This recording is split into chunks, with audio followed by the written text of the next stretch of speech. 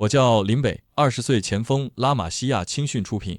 这几个词放在一起，哥1年前能让大半个足球圈的人抢着买单请我吃饭，但哥现在连我妈都不太好意思跟邻居提我是踢球的。林北14岁入选巴塞罗那拉玛西亚青训营，中国足球100年一遇的天才少年。这是网上的第一句话，后面还有一句是前不久某个好事的网友给我加上去的。现效力于江南省城市足球超级联赛西城区业余足球俱乐部，从拉玛西亚到中超，从中超到中冠，从中冠到省超，3级跳往下跳的那种。足球圈把我的事迹编成了又一个经典的伤仲永案例，隔三差五就拿出来编一编诗。尤其是那个叫老周砍球的体育大 V 周其昌，粉丝800万，当年亲自飞巴塞罗那给我拍纪录片，镜头里全是中国梅西国足之光，把我捧得跟个菩萨似的。我回国之后诸事不顺，这个老周的嘴脸翻得比我带球过人还快。现在他每月至少发3条关于我的视频，标题来来去去就那几个：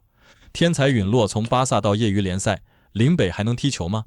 点击量都很高，毕竟看人爬高不如看人摔跤，这条规律放在哪个领域都一样。除了周其昌，还有一个原来赞助过我的大金主也是如此嘴脸，陈总陈国荣，当年是他赞助我去的西班牙，现在手里攥着一支中超球队，逢人就说自己当初看走了眼，投资了一块废铁。行吧，废铁就废铁。我目前的任务是带着西城区这帮打野球出身的兄弟们去踢一场足协杯的资格赛，对手是中冠球队临城飞天虎，中冠国内第4级别联赛，而我们省超嘛，勉强算第5级别，至少差了1级，但在圈内人看来那是差了一整个世界。换球衣的时候，我眼前闪了几下蓝光，更衣室的白光灯没有坏，是那个东西，3天前出现的那个东西。我眼前直接跳出一块蓝色光幕，像是有人直接往我视网膜上安装了一块屏幕。今日摇号完成，助攻触发号码11号，该号码队友传球给宿主，射门必进，进球后系统将重新摇号。3天前第一次看到这玩意儿的时候，我以为自己脑子出了问题。以前巴塞罗那青训营里有过一个阿根廷小孩，因为压力太大，精神出了状况，总说能听到球在跟自己说话。我寻思我该不会也疯了吧？但我测试过了，训练赛里我让系统指定的队友给我传了个球，然后随便起脚，闭着眼的那种，球果然进，那脚射门歪的离谱。按照物理学常识，球的运行轨迹至少违反了3条空气动力学定律。我又多次让系统指定的队友传球，还是闭眼射门，全都进了。后来我特意测试了没被摇中号码的队友给我传球，差不多的动作，差不多的姿势，球却偏出了大门，足足15米远，差点砸到场边啃鸡腿的替补。是真的，这东西他妈是真的。我蹲在更衣室的凳子上，盯着眼前的蓝色光幕看了足足10秒钟，然后默默闭上双眼。今天的助攻触发号码是11号，11号阿杰，右边锋，西城区本地人，平时开出租车的。这场资格赛面对中冠球队，能进球就有晋级的希望。此刻更衣室里弥漫着一股红花油和风油精混合的味道，这是省超球队的标配。没有奢侈的肌肉放松膏，没有专业的理疗师，受伤了就喷一喷，疼得厉害就多喷一点。我们西城区的教练老范国柱，一个退休体育老师。今天咱们的对手临城飞天虎，中冠球队，人家是半职业的，有队医，还有训练基地，个别球员以前还踢过中乙。咱们呢，咱们啥都没有，但咱们有西城区精神。范指导，有精神能当饭吃不？不能，但能当底裤穿，输了球起码兜着点。说正经的，别怕，足协杯嘛，踢一场少一场，能踢到这个级别的比赛，咱们不亏了，该拼就拼，别丢人就行。林北，在，你是咱们队里唯一一个受过职业梯队训练的球员，今天你打单前锋，所有的球尽量都往你脚下过，明白？其他人防守优先，跑不动了举手，我会换人，千万别硬撑，伤了还得自己掏钱看病。这就是省超球队赛前动员的全部内容了，没有视频分析，没有对手数据，没有战术版推演，就是一个退休体育老师拿着记号笔在白板上画了几个歪歪扭扭的圈，然后告诉你别他妈丢人就行。走出更衣室通道时，我听见场边解说席上传来一道熟悉的声音，周其昌，老周砍球的周其昌居然也来解说这场足协杯资格赛，这本身就很反常。一个800万粉丝的体育大 V 好来解说一场省超打中冠的业余比赛，图什么？我转头看了眼解说席，他正戴着耳麦对着镜头说话，旁边还摆着一台笔记本电脑和一部高支架手机，大概是直播。兄弟们，今天这场比赛给大家隆重介绍一下江南省超的西城区业余队对阵中冠球队临城飞天虎。你们猜怎么着？西城区队阵中有一位老朋友林北，对，就是那个林北，那个中国梅西林北，当年巴萨拉美西亚出来的，现在混到省超了。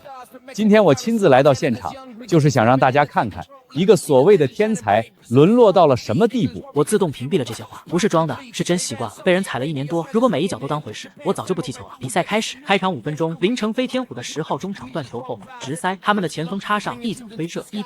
扑通一声，我身后的3号队友老黄骂了一句粗口。第18分钟，林城飞天虎左路传中，后点头球摆渡，门前包抄的9号凌空电射，2比0。第31分钟，一套任意球配合，我们人墙跳起来，球却端比赛过去，3比0。31分钟，已经0比3了。我站在中圈，低头看着脚下的草坪。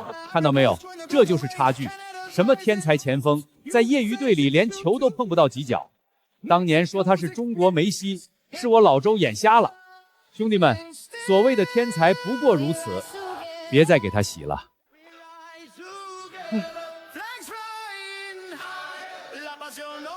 小北，咋整啊？快跑不动了。杰哥，你待会儿传球给我就行。传球肯定传啊，但你能进吗？人家防线站得跟一堵墙似的，你传就完事儿了。第35分钟，阿杰在拥抱拼了一脚抢控，球好不容易到了脚下，他一抬头看到我在前面，本来想自己边路突破的，可犹豫了一下，还是改成了脚下直传。球传的并不好，勉强到我脚下的那一瞬间，我却摸到了一道非常熟悉的感觉，不是什么灵感，不是什么爆发，就是一道非常简单的确信，这球必进。我在大禁区线外起脚抽射，球的旋转弧度诡异的离谱，从左侧直角拐弯扎进了球门右上角，守门员连反应的动作都没做出来。1比3，全场安静了好几秒，然后我们替补席那些人疯了一样冲到了场边。运气球，典型的运气球，这种射门角度不可能形成正常弧线。我没理他，眼前的蓝色光幕开始刷新了。进球完成，重新摇号。新的号码出来了，8号小陈，后腰，体院大3学生。第40分钟，小陈在中路带球，被2个人夹防，他找不到传球线路，情急之下一个大脚踢出，正好落在我左脚，起脚，球从后卫当下穿过去，贴着草皮射进了球门左下角，2比3。连进2球，不过大家也不要起哄，虽然2球的差距已经缩小到1球了，但林城飞天虎实力上的优势还是很明显的。助攻触发号码3号。3号老黄，中后卫，40岁，在西城区开5金店。中场休息的时候，老范在更衣室里激动的不行。他退休5年了，可能这辈子都没经历过这种场面。稳住，稳住，防守不能乱。林北，你小子什么情况？那2脚是怎么打进去的？运气好。运气好个屁！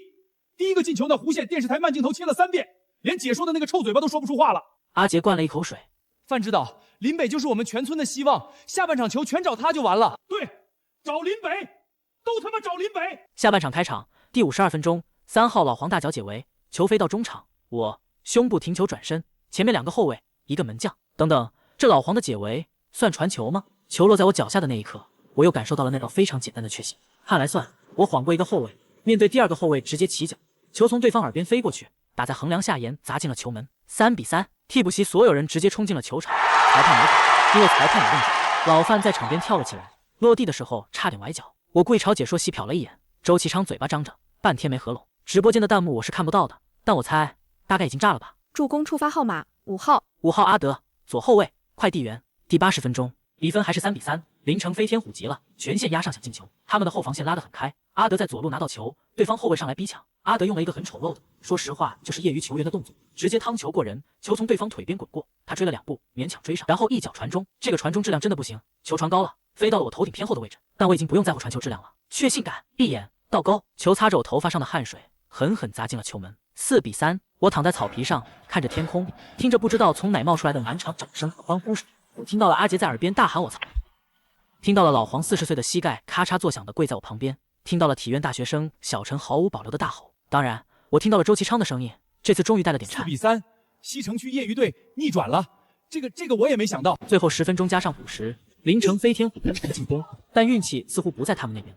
我们摆上大巴，拼命防守，老黄拼到抽筋被抬了下去，阿德拼到鼻子被球砸出血，满脸血还在回追。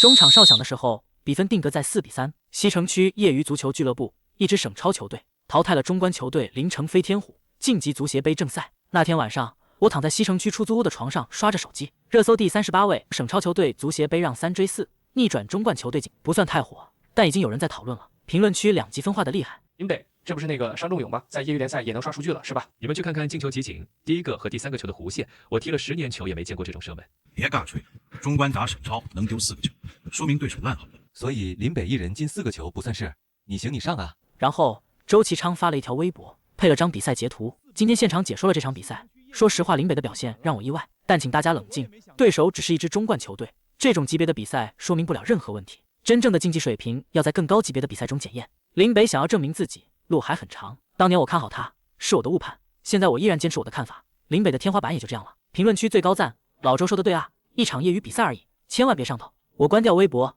盯着天花板，手机忽然嗡了几下，是个非常熟悉的号码。这个号码我一直存着，但已经2年没见到它亮起来了。备注：李指导，李富生，国青 U23 的主教练。当年我在拉玛西亚青训的时候，他带国少去巴塞罗那集训，还特意来看过我训练。后来我回国踢中超，他帮我说过话，但我跌得太快，快到他根本来不及了。我接了。喂，林北，李指导，看到你今天的比赛了。您看了？看了，直播看的。你那个倒钩很不错。我没说话。基本功还在练，每天早上6点起来加练，风雨不断。电话那头沉默了2秒，然后李富生说了一句让我差点从床上坐起来的话：继续踢，把足协杯好好踢下去，你还有机会。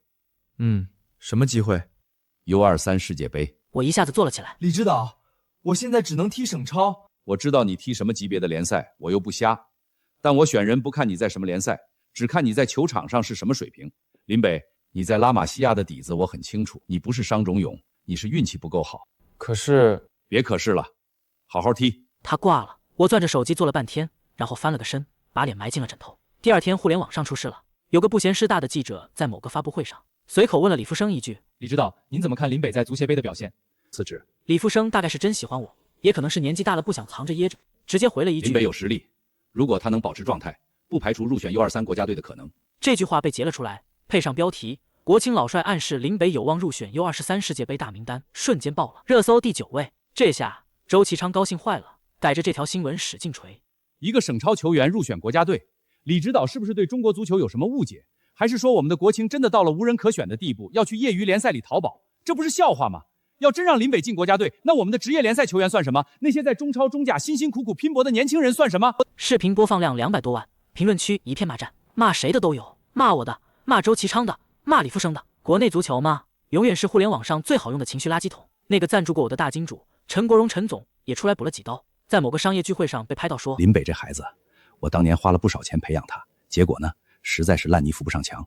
现在居然有人说他能进国家队，我只能说，但愿他别把国家队的水平也拉到省超的级别。这段话传到网上，被转了将近1万次。我看到的时候，正在训练场上练球，一个人。早上6点，西城区全民健身中心的足球场，露水未干，手机放在场边的塑料凳上，屏幕上还亮着那段话的截图。我没管他，把球放在罚区弧顶，助跑、起脚，球打在门柱上弹出来，捡回来，再放，再踢，打在横梁上，再来，偏了，再来，再来，再来。这是我从拉玛西亚养成的习惯。每天早上6点，加练1小时射门，1小时盘带，半小时体能。从14岁到20岁，6年，一天没断过。就算跌落到省超，也一天没断过。足协杯第2轮，我们的对手升级了，中乙球队海河联队，第3级别联赛的球队，对我们来说更是难以逾越的大山。中乙球员虽然不是什么大球星，但好歹是全职踢球，而我们上午送快递，下午踢球，晚上回家哄孩子。赛前新闻发布会上，海河联队的主教练笑着说了一句话，很客气，但意思很明确。西城区队是一支很有拼搏精神的业余球队，上轮逆转中冠的比赛我看了，印象很深。但足协杯毕竟是正式比赛，我们会认真对待每一个对手。至于林北嘛，年轻人有冲劲儿是好事，希望他不要受外界舆论干扰，专注比赛。翻译一下，我们不会掉以轻心，但你们业余队没戏。老范在更衣室里做赛前部署的时候，比上一场严肃多了。这场比赛和上一场可不一样，上场对手是中冠，和咱们差距有限。这场是中乙，差距是实打实的，所以今天的战术只有一个字儿：死守。阿杰举手，范指导，那不2个字吗？闭嘴！给我死守，全员回防，541阵型收缩到己方半场，不丢球就是胜利。进攻就交给林北，抢到球第一时间找林北，听明白了没有？明白了。再说一遍，防守用命防，你们平时送快递搬货的劲儿都给我使出来。我们走出更衣室的时候，对面海河联队的球员已经在场上热身了，他们穿着专业的训练服，动作整齐，带球传切行云流水。我们这边呢，阿杰在压腿，压到一半接了个电话。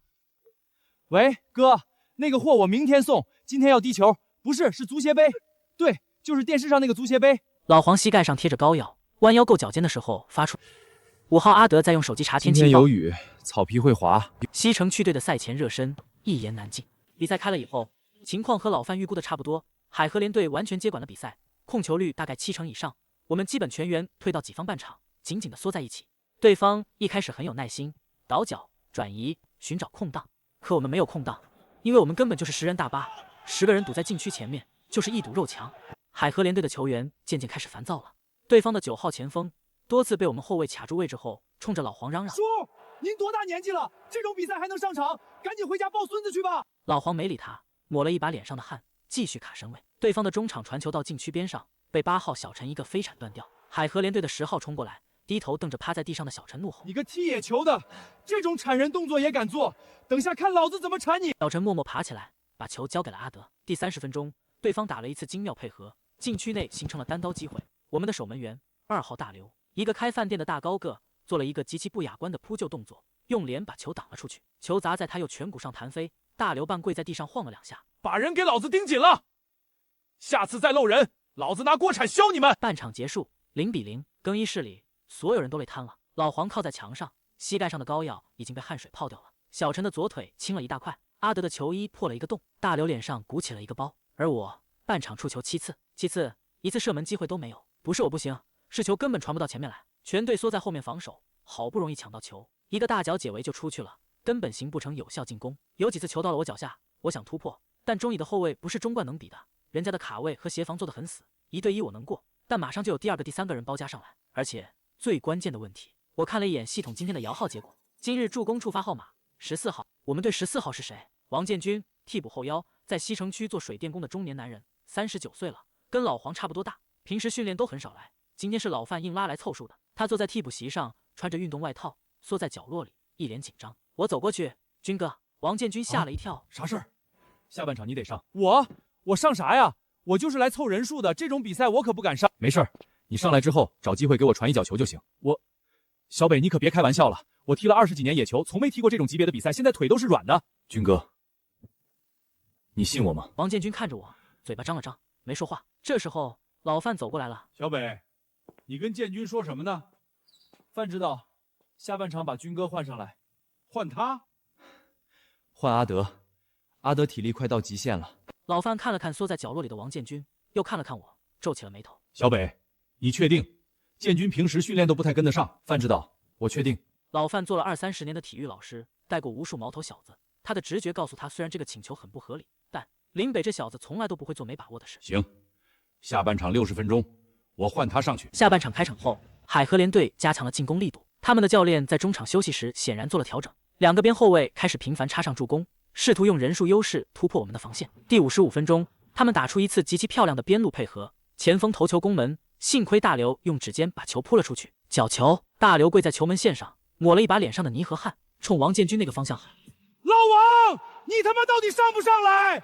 我脸都快挡烂了！”全队笑了。海河联队的角球被老黄顶了出去，他们的球员继续用控球消耗我们的体力。第60分钟，老范站在场边举起了换人牌，5号阿德下，14号王建军上。王建军从替补席上站起来的时候，我看到他的腿在微微发抖，不是别的，就是紧张的。他走到场边，老范拍了拍他的肩膀：“建军啊，你就当在踢野球，拿到球直接传给林北，其他的别管。”王建军点了点头，跑进球场。他跑步姿势有点僵硬，像一个不太会游泳的人被硬推下了泳池。场上海河联队球员看到换上来的是一个将近40岁的水电工，明显放松了警惕。几个后卫甚至都懒得盯防王建军，注意力全在我身上。第65分钟，老黄在后场断球传给小陈，小陈一脚转移到左路，球到了王建军脚下。王建军看到球来了，慌了一下，差点踩空。军哥，我在前面喊他，他抬头看到我，本能的一脚把球踢了过来。传球的质量说实话很烂，球弹了2下，速度不够，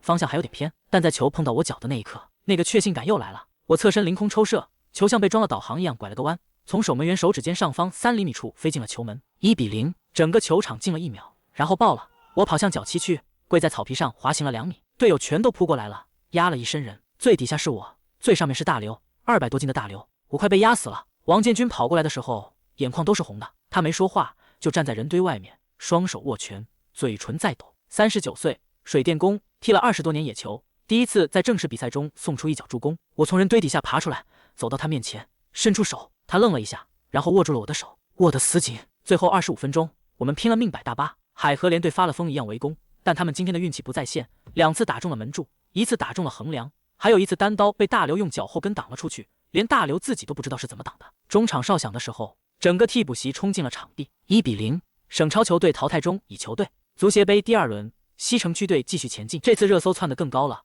第11位，省超球队再创奇迹，淘汰中乙球队。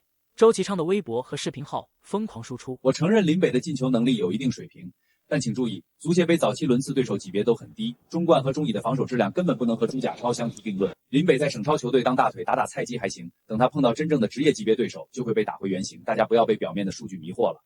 陈国荣也在一个商会活动上被记者追问了。林北，哦，我看到了，挺好的，在业余联赛里找到了自己的位置嘛。进国家队算了吧，别给国家队添乱了。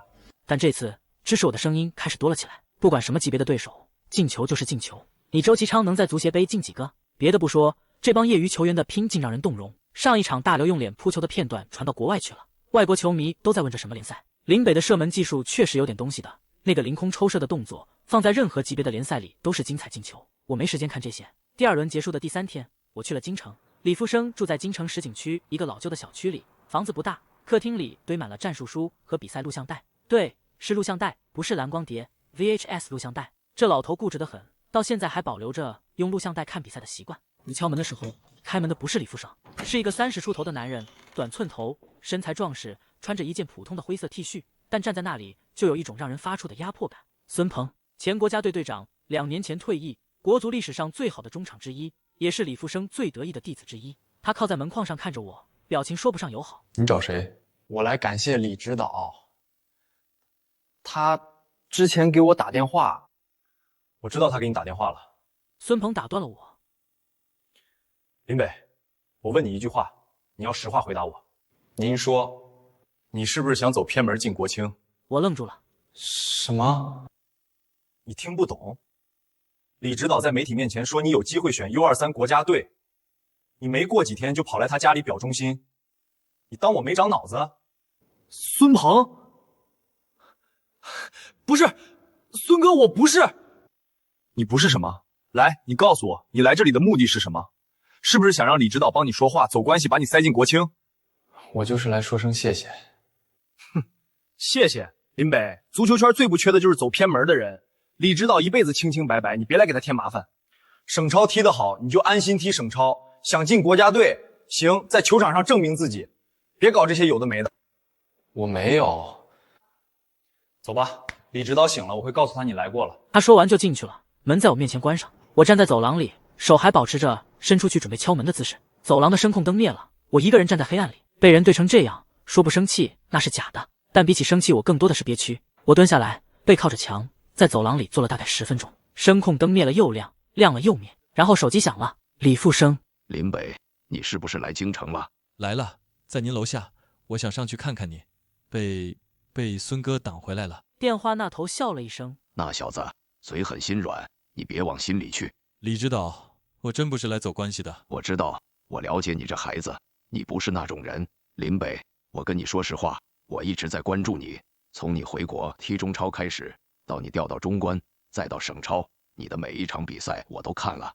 每一场。省超比赛没有转播，我托人找了现场拍的手机视频看的。林北，你是不是来京城了？来了，在您楼下，我想上去看看你，被孙哥挡回来了。电话那头笑了一声，那小子嘴狠心软，你别往心里去。李指导，我真不是来走关系的。我知道，我了解你这孩子，你不是那种人。林北，我跟你说实话，我一直在关注你，从你回国踢中超开始，到你调到中冠，再到省超，你的每一场比赛我都看了。每一场。省超比赛没有转播，我托人找了现场拍的手机视频看的。你的基本功没有退步，你的技术还在，但你缺的东西不是技术。我缺什么？平台，或许还有运气。对了，林北，我有一件事要告诉你，这件事可能会让你失望，但我不想瞒你。您说？我马上就要卸任国青主教练了，上头要换人，新教练可能很快就到任，所以我之前说的话，我也没有全力兑现了。不过，不管谁来当主教练，好球员就是好球员，你在球场上踢出来了，谁都挡不住你。林北，足协杯继续好好踢，就当是给自己一个交代，好好比赛，凭本事回来。他挂了，我就这样蹲在走廊里，手机贴着耳朵，听了大概2分钟的忙音，然后站起来拍了拍屁股上的灰，走了。足协杯第3轮，对手中甲球队鹿城 FC， 第2级别联赛的球队。中甲和省超之间的差距比中乙和省超之间的差距还要大，这不是一条线上的量变，而是质变。中甲球员的速度、力量、技术、战术素养和业余球员完全不在一个次元，但真正让这场比赛引起关注的不是级别差距，而是2个人，陈立和段天豪。鹿城 FC 的2个核心球员都是 U23 国青的主力，陈立打前腰，段天豪打中锋。无论国青主教练换成谁，他俩铁定是 U23 国家队的核心班底。赛前发布会上，有记者问陈立怎么看待即将面对省超球队这件事。重视肯定是重视的，毕竟是足协杯嘛。但说实话，省超球队能走到这一步已经很了不起了，我觉得他们已经完成了使命。至于林北，我和段天豪在国青的时候见过他，那时都说他是天才来着。不过现在嘛，他更像一个网红球员吧，比赛打得越少，话题越多，这种事儿在足球圈里见得多了。网红嘛，来了走个过场，拍个视频，挺好的。2个人说完相视而笑。这段视频被传到网上，评论区骂翻了天，骂谁的都有，有骂陈立和段天豪不尊重对手的，有骂林北确实是网红的，还有骂国内足球整体水平不行的。我看到这段视频的时候正在吃饭，泡面加了2个鸡蛋，1根火腿肠。我把视频看完，放下手机，继续吃面。我嚼完最后一口面，把筷子放下。阿杰坐在我对面看我吃面，终于忍不住了。小北，人家叫你网红，你都没点反应。说得对，我确实挺红的。你这什么心态？他们说我是网红，我该怎么反驳？说我不是，我一个省超球员，进球集锦传遍全网，不靠球技，靠热度吗？那他们说的也没全错。但网红也能进球。后天的比赛，我进球给他们看。网红进的球和国青主力进的球落到球门里的时候长得一模一样。你说话一套一套的。在拉玛西亚学的。呸！比赛日2万人的球场上座率居然达到了80%，大部分观众是来看鹿城 FC 的，但也有一部分是冲着网红球员 PK 国青主力这个噱头来的。直播平台的在线观看人数470万。我从球员通道走出来的时候，听到了一片嘘声，习惯了，但也有零星的加油声，不多，像暴雨里撑着鸡巴伞。周其昌再次出现在了解说席上，这家伙现在像是跟我杠上了，每次有我的比赛，他必到场解说。兄弟们，今天这场比赛可以说是本轮足协杯最受关注的一场，省超球队西城区队挑战中甲球队鹿城 FC， 双方实力差距说是天壤之别也不为过。很多人期待林北继续上演奇迹，但我要泼一盆冷水，这不出阵中有2名国青主力，这是钟甲利和段天豪。这场比赛的结果不会有任何悬念。开场第8分钟，陈立中场拿球，一脚直塞，段天豪反越位成功，面对大刘一脚推射，1-0。第15分钟，鹿城 FC 左路传中，段天豪禁区内胸部停球转身凌空，2-0。一个人梅开2度，这家伙确实有2把刷子。老黄在我身边喘着气，我默默看着眼前的蓝色光幕。今日助攻出发号码11号，11号阿杰。阿杰在右路拿球，他面前是鹿城 FC 的主力左后卫。阿杰用了一个很笨拙的变向，对方差点都没上当，但阿杰硬生生靠速度趟了过去，然后一脚传中，球飞到了禁区中央。我正好在，甩头攻门，球从守门员指尖上方飞入球门，1-2。周其昌的声音又卡了一拍。更新助攻出发号码3号，老黄，又是你。第35分钟，老黄在后场拿球，40岁的膝盖嘎吱叫着，他看到我在前面要球，一脚长传，传球质量不好不坏，但够了。我卸下球，直接过了一个后卫，面对守门员搓射，2-2。周其昌终于不说话了，直播间的弹幕速度快到完全看不清。段天豪在中圈开球的时候瞪了我一眼。下半场还是那个套路，死守为主，球找林北。我有个建议。说。下半场多往中路传，陈哥你拿球别急着出球，你有一定的持球能力，等我跑到位了再给我。行，我试试。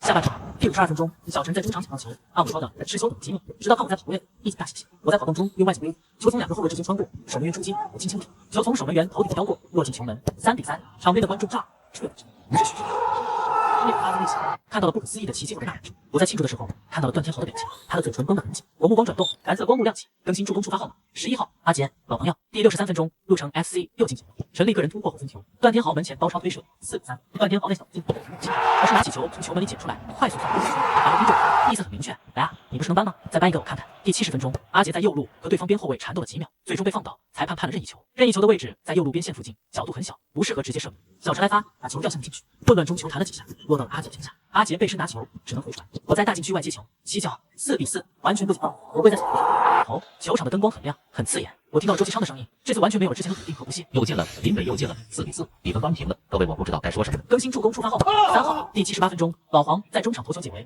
球飞向前场，我停球转身面对2个后卫，这不是系统助力，而是我自己的能力加持。我用了一个在拉玛西亚学的过人动作，马赛回旋，一个转身直接甩掉2个队友。面对手，我只能说5比4，我一个人顶半天好大一个人全场沸腾，这不是军车和加油声的混合，这是纯粹的疯狂。2万人站了起来，包括那些穿入城 FC 贼路的都起来了。中场前，入城 FC 做了最后的挣扎，但他们的球员精神上很乱。一个省超的前锋进了他们5个球，这超出了所有人的认知范围。中场哨响，5比4，西城区队淘汰中甲球队入城 FC，晋级足协杯4强。我走向更衣室通道的时候，段天豪在通道口等着我，他脸上有汗，也有一些我辨别不出来的东西。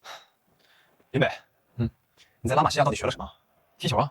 你这5个球有3个射门角度根本不合理，进了就是合理。他看我几秒，大笑了一声，摇了摇头，转身走了，走了2步回头。U23国家队的大名单快出来了吧？如果你在名单上，我们到时再踢一次。好。赛后的互联网彻底炸了，热搜第一，林北一人独进5球淘汰中甲球队。周其昌的微博评论区被冲烂了，800万粉丝有一半在下面骂他。周其昌，你不是说林北碰到中甲就现原形吗？人家5个球打你脸，你够不够？这下还说是运气球吗？连进5球是什么运气？中彩票的概率都没这么高。周其昌道歉。周其昌发了一条微博：今天的比赛确实出乎我的意料，林北的表现非常出色，这没什么好否认的。但我要指出的是，鹿城 FC 在这场比赛中明显轻敌了。陈立和段天豪的注意力更多是在进攻端，而不是防守端。如果他们认真防守，林北不会有这么多机会。当然，足球是结果论的，5比4就是5比4。我承认我低估了林北在进攻端的能力，但我依然不认为他具备进入国家队的水平。评论区第一条，你是不是把脸缝在裤裆上了？怎么删都删不掉。点赞2万8。赛后的第2天晚上，有人敲了我出租屋的门，我打开门，看到了2张熟悉的脸，周其昌和陈国荣。小北，好久不见。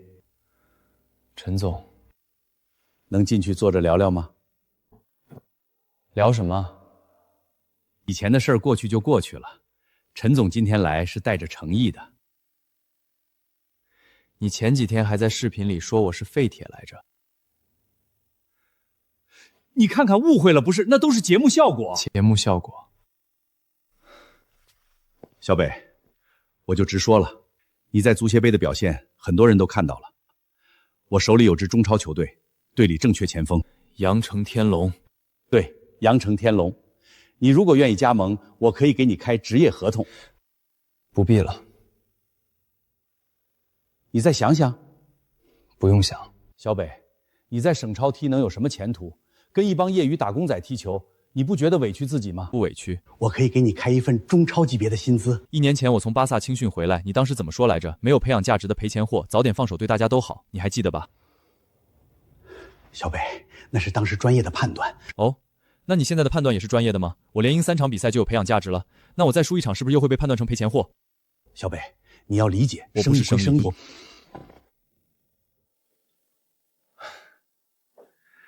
陈总，我就说这小子不识好歹。拒绝陈国荣后的第2天，周其昌就发了一条长视频。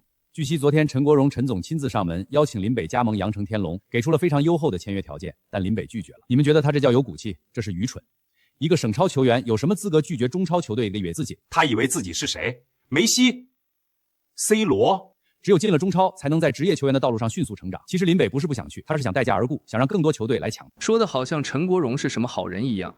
当年把人卖到中冠的不就是他？林北有权利选择自己的路，凭什么一定要去阳城天龙？说实话，周其昌这老登是不是跟陈国荣有利益关系？每次都帮他说话。这条评论被人挖出来了，有个匿名用户贴了一张截图，是周其昌在某次被人挖出来了。有个匿名用户贴了一张截图，是周其昌在某次商业活动上和陈国荣的合影。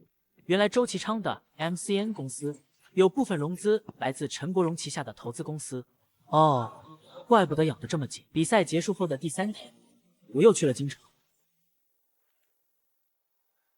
李指导，我想来看看您。来吧，我在家。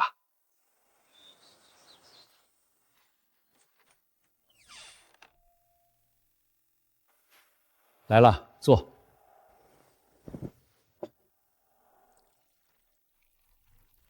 这第3个球的跑位不太对，你看这里，你接球之前的跑位偏了2-3步，正常应该往左切，这样你的射门角度会更大。你现在这个位置射门，进球的概率不到10%，但我进了，进了不代表跑位是对的，不能因为结果好就放松优化细节。你上次说自己每天都有练基本功，现在腿部力量练得怎么样？比在巴萨的时候差了一些，毕竟没有专业的力量房。练，别省那个钱。你的远射能力是你的长项，但你现在的远射明比青训时期软了，还是腿部力量训练的不够。明白。你上一场面对路 FC 的防线用了3次马赛回旋，成功2次，第3次失败是因为拉玛西教的动作你没练到家。你踢冲超和中冠的时候应该是受伤病影响很大，也没有很好的康复教练带，很多基本功细节退步了，当然底子还在。你看孙鹏这小子嘴硬心软，上次把你赶走后，回来自己又偷偷看你的比赛录像，看了一晚上。师傅，你行了，小北，你听我说2件事儿。您说。第一件事儿，上次我跟你说的，我已经卸任国青主教练了，新教练人选很快就会公布。第二件事呢？第二件事儿，你的下一个对手，足协杯第4轮是中昌球队禹城无双。禹城无双，真正的第1级别联赛的球队。足协杯第4轮，如果你们能赢，你知道意味着什么吗？进决赛。不只是进决赛，如果一支省超球队打进了足协杯赛，那将是国内历史上从未发生过的事儿。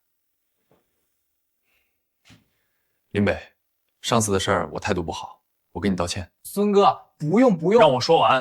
我之所以那样对你，是因为见过太多类似的事情，我是烦透了那种事儿。李钊告诉我，你不是那种人。你从拉玛基亚回来后受了不少委屈，却没走过一步偏路，这一点值得尊重。孙哥，对了，还有一件事儿，我现在就在禹城无双。什么？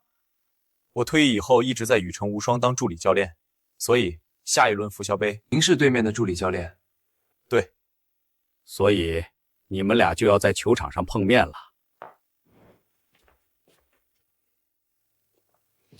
球场上见。球场上见。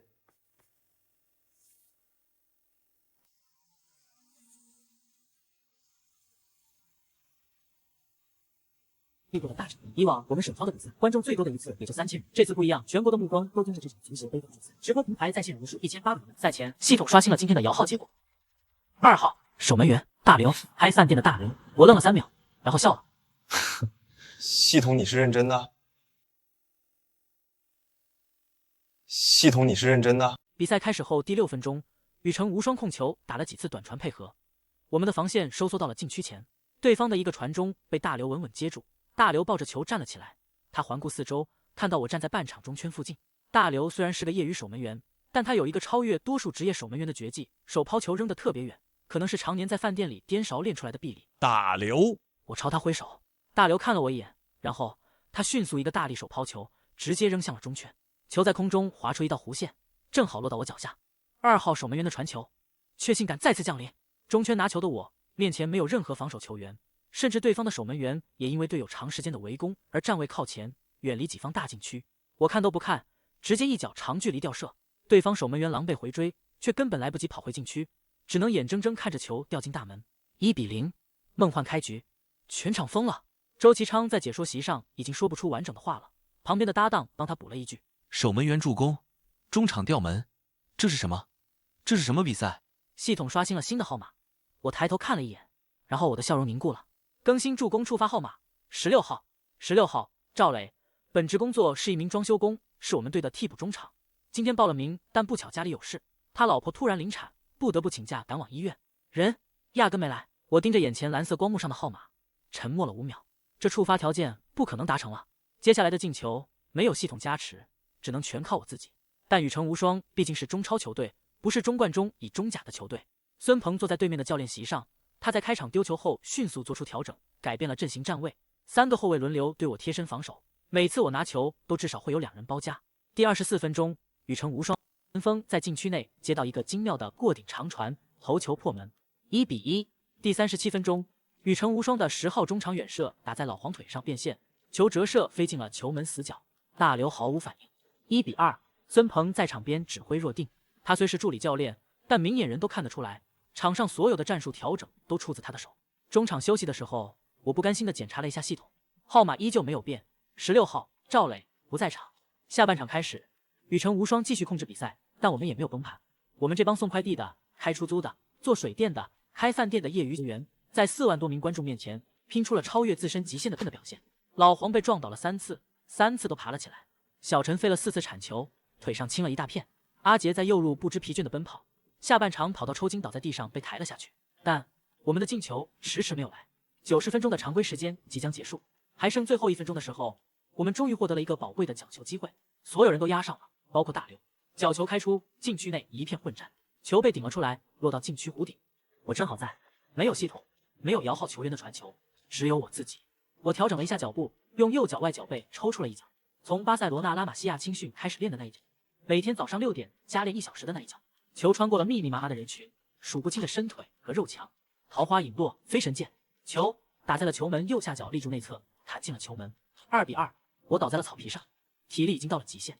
队友们扑过来，老黄搂着我，在我耳边大喊：“看台疯了，弹幕疯了！”周启昌的下巴掉到了地上。2比2，西城区队绝平中超球队。常规时间已经结束，我趴在草皮上大口喘气。这时，系统在我眼前跳出了一码，完成自主进球，无摇号球员主攻，检测到宿主在无系统评估条件下完成进球，触发特殊奖励。什么？特殊奖励？当前进球号码9号，宿主本人在无摇号球员助攻的情况下，凭借自身能力完成进球，奖励1次本场直接触球进球机会。本场比赛结束前，宿主只要触球，无论任何位置、任何角度，射门必进。我的脑子嗡嗡作响，射门必进，任何位置、任何角度。伤停补时，还有几分钟，我直接挺身而起，冲进对方球门，抱着球就往中圈跑。而刚刚西城区队员的疯狂庆祝已经消耗了1分多钟，所有人都以为比赛要进加时赛了。而常规时间的伤停补时，裁判估计只会给30秒、20秒、10秒。裁判看了一眼手腕上的表，顺手把哨子含在嘴边，应该是中场开球后，他就会吹哨结束常规时间的比赛。我站在中圈，11号阿杰将球拨到我的脚下，裁判的哨犹豫了一下，暂时没响。我抬起右脚，中场线上，距离球门至少55米，我直接射门了，球划出了一道完美弧线，全场所有人都仰起头。周启昌的声音在解说席上断裂了。这是他从中场，球越过了对方半场的所有球员，越过了站位靠前又急忙回退的守门员，砸入球门，从中场直接开球进球。3比2，伤停补时结束，裁判的哨声在球入网的瞬间响起。中场，我的耳朵里什么都听不到了，不是因为太安静，是因为太吵了。4万多人的叫声汇成一波波巨大的声浪，我的耳膜已经过载了。我跪在中圈，双手撑在草皮上，然后我被掀翻了。所有人10几个队友，连替补带替补的替补，连老范，连那个帮我们搬水的志愿者，全都扑过来了。他们抱住我庆祝比赛胜利。8万人的球场满座，全国直播在线观看人数突破了3000万。走出球员通道的时候，我听到了山呼海啸的声音，其中大部分是支持阳城天龙的，毕竟这是他们的主场。不过也有不少中立球迷为我们加油。更衣室里，老范做了最后的赛前动员。今天的对手你们都清楚，应该会是你们这辈子踢过的最难的一场比赛，也是我们所有人最后一场足协杯比赛。不管比分如何，踢完这场，你们回去都能跟身边的人吹一辈子牛。老子当年踢过足协杯决赛。2号大刘，3号老黄，5号阿德，8号小陈，11号阿杰，14号王建军，还有身穿9号球衣的我，大家都在鼓掌。走出更衣室之前，我习惯性的刷新了系统。今日传球触发号码，号码出来了。我看了 N 遍，号码显示的应该是一个数字，但这个数字好像是反写的，一个镜像反转的7。我找遍了我们队大名单，没有这个号码对应的球员。随后系统补了一行字：助攻触发号码为对方球队7号球员，该球员传球给宿主时，射门必进。对方7号，阳城天龙的7号。这狗系统从什么时候开始给我抖机灵了？我在脑海里回忆了一下阳城天龙的球员名单。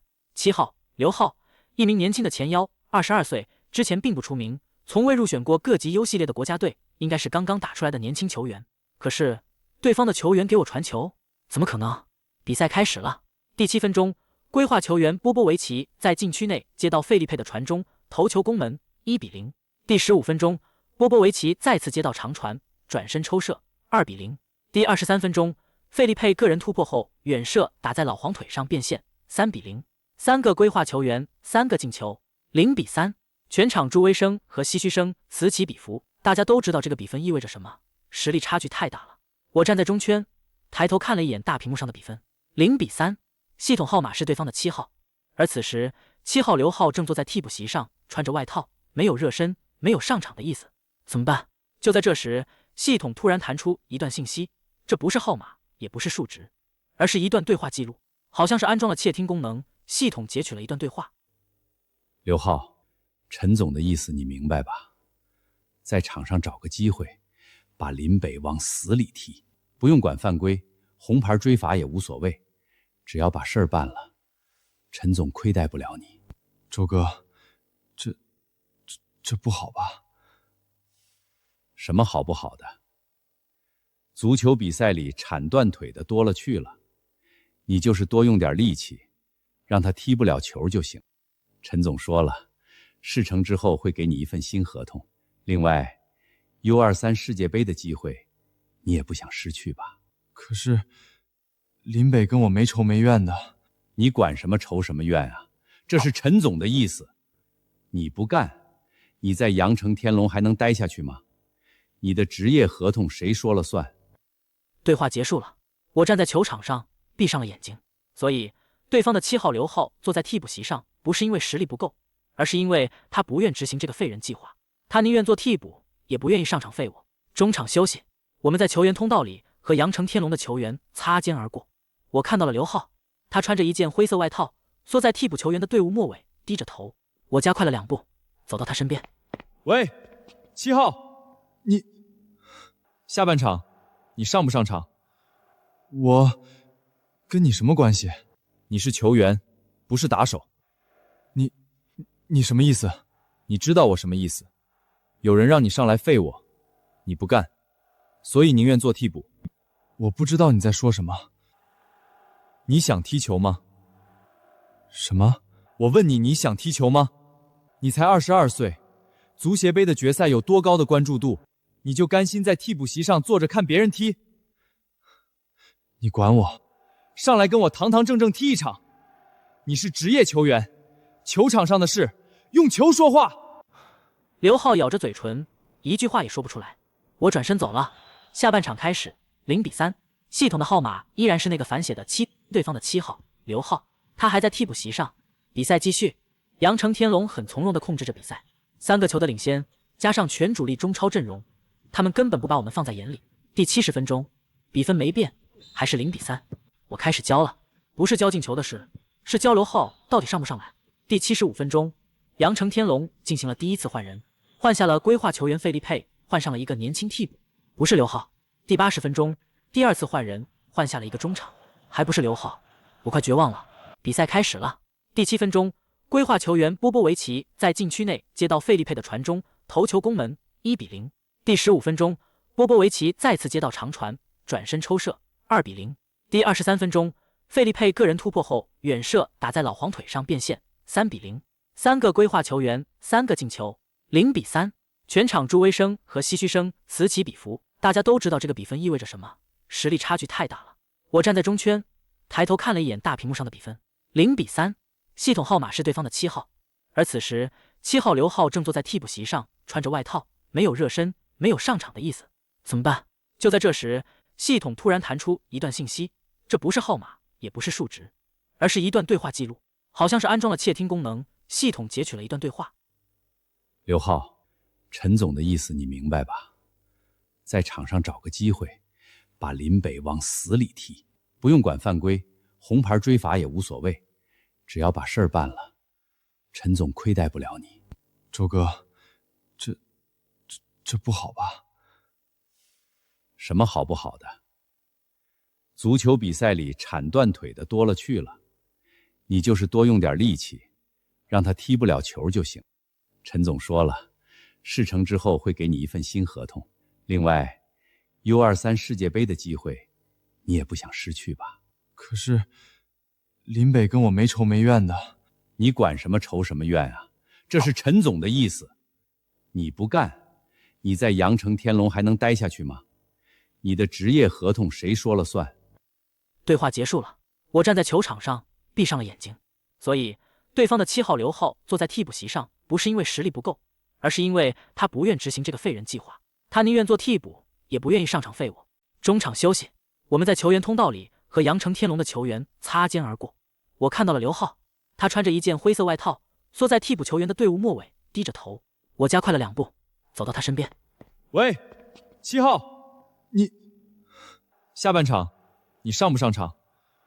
我跟你什么关系？你是球员，不是打手。你什么意思？你知道我什么意思？有人让你上来废我，你不干，所以宁愿做替补。我不知道你在说什么。你想踢球吗？什么？我问你，你想踢球吗？你才22岁，足协杯的决赛有多高的关注度，你就甘心在替补席上坐着看别人踢？你管我？上来跟我堂堂正正踢一场。你是职业球员，球场上的事用球说话。刘浩咬着嘴唇，一句话也说不出来。我转身走了。下半场开始，0-3，系统的号码依然是那个反写的7，对方的7号刘浩，他还在替补席上。比赛继续，阳城天龙很从容地控制着比赛，3个球的领先，加上全主力中超阵容，他们根本不把我们放在眼里。第70分钟，比分没变，还是0-3。我开始教了，不是教进球的事，是教刘浩到底上不上来。第75分钟，阳城天龙进行了第1次换人，换下了规划球员费利佩，换上了一个年轻替补，不是刘浩。第80分钟，第2次换人，换下了一个中场，还不是刘浩。我快绝望了。第83分钟，阳城天龙的换人牌举了起来，7号刘浩。刘浩跑进了场地，他的脸上是一种很复杂的表情。我不知道他最终做了什么决定，是执行废人计划，还是好好的踢球。但我知道一件事，只要他上场，只要他碰一次球，只要那个球传到我脚下，系统会完成剩下的。第86分钟，西城区队获得一个角球，角球开出来，禁区内一片混战，球飞到了后点，刘浩在后点跳起来，头球解围，球飞向禁区弧顶，正好打在我的头上，又从我的头顶弹起来，划过一道诡异弧线，飞向了球门。阳城天龙的守门员根本来不及反应，球从他的视角盲区直接飞入球门。1-3，全场静了2秒，然后爆了，不是现场爆了，而是互联网爆了。热搜瞬间蹦了出来，林北决赛进球，周琦昌退网，评论区一面倒。周琦昌的账号在10分钟内涌入了30万条评论，全是3个字：退网吧。在包厢里的陈国荣脸色也相当不好。比赛最终以1-3结束。我们输了，但这并不重要。中场哨响之后，8万人的球场响起了掌声，不是给阳城天龙的，是给我。我走向场边的时候，有2个有些熟悉的身影在通道口等候，是鹿城 FC 的陈立和段天豪。打得不错，那个头球运气不错，运气也是实力的一部分。你脸皮真厚。新任 U23 国家队主教练今天公布了 U23 世界杯的初选大名单。放心，你在名单上。新任主教练是谁？你猜猜看。别卖关子。孙鹏。什么？孙鹏？他不是羽城无双的助理教练吗？昨天辞了，今天正式就任 U23 国家队主教练。大名单里还有我和陈立，咱们也是队友了。行。不过我告诉你，在国家队里，你要是再打我5个球，我跟你急。训练赛又不是正式比赛，训练赛也不行。我们3个人站在通道里聊了半天，才各自散去。走出球场大门的时候，天已经黑了。阳城的夜风带着一点咸味，是从海边吹过来的。我掏出手机，看到一条微信消息，李富生发的：好好踢球，世界杯见。我回了3个字：谢谢您。这时，眼前的蓝色光幕突然亮起， U23 世界杯小组赛抽签结果已公布。